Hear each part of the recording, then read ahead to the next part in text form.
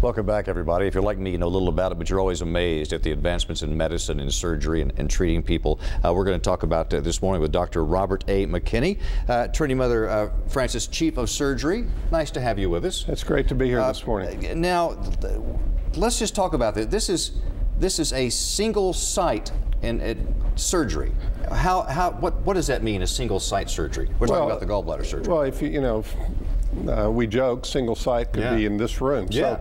So basically, give me some anesthetic first. So we're removing the gallbladder now with smaller and smaller incisions. It's been standard for a number of years, but the Da Vinci robot now has an application through the software of that device that allows the instruments to be inserted through a single small incision that can actually be placed inside the belly button. So an unbelievably cosmetic change, if you will. Now, it wasn't bad before, small incisions on the abdomen that most people don't mind, but there's certainly some people that, if given the option to have it with scarless surgery, would choose that, if it can be done safely and with the same precision, and that's what the robot offers. I would imagine with non-invasive surgery, obviously the healing is much faster. Is that right? Well, it is, but again, we've been offering these types of procedures laparoscopically, so it's really not a quantum shift, but we do see it as maybe the first step of what may be continuing to develop. So we were talking on the break with where technology is going.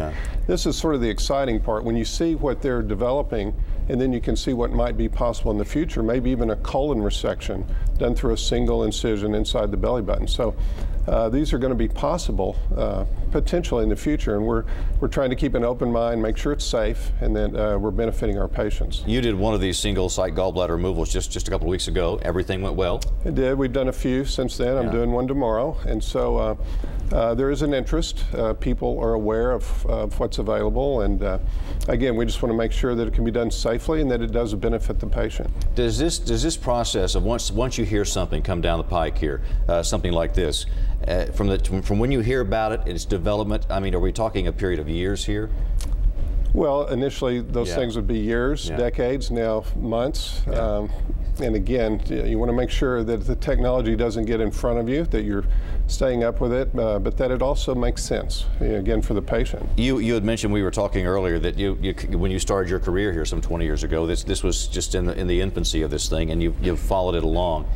Do you ever just sit back and go, golly, what will they think of next? Well, it's fascinating, and then you think it's interesting to think that the way it's evolving, that surgery may not even be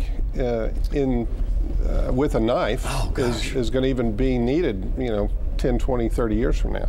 I mean, it's conceivable with the DNA project and such, that what's out there, and so we're just trying to keep it right for the patient and keep quality in focus and make sure we're advancing. You're not only a surgeon, you're chief of surgery. That carries with it a lot of responsibility. You kind of got to be up on just about everything across the board here. Well, and there's a lot of committees that help oversee these things, and credentialing committees, and making sure that training's appropriate and that we have proper oversight. So that's in the fabric of what we do, in health systems today. And it's a real focus of what we do at Mother Francis. I've been blessed not to have gallbladder problems. A lot of people do suffer from them. What's the first step in getting help for this? Seeing your doctor and then going from there? Yeah, any unusual discomfort or fever or anything, of course, see your primary care physician, and they're going to be able to direct you through a workup and then get you to the person that may be able to help with that definitively once it's diagnosed. Dr. Robert McKinney, always nice to see you.